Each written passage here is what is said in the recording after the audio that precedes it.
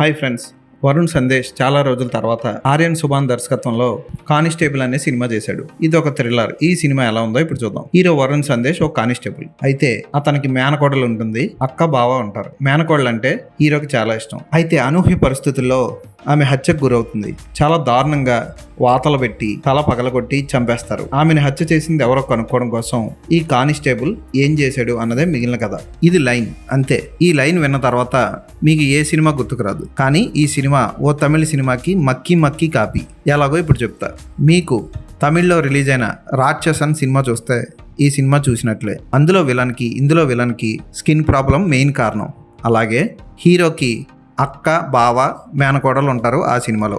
ఇందులో కూడా సేమ్, హీరోకి అక్క బావ మేనకోడలు ఉంటారు. అంతే, మేనకోడలనే చంపేస్తారు ఆ సినిమాలో. ఈ సినిమాలో కూడా మేనకోడలనే చంపేస్తారు. దర్శకుడు ఆ కథని కొత్తగా మార్చేసి ఏదో తీసేద్దాం అనుకొని తీసాడు, కానీ అంత గొప్పగా ఉండదు.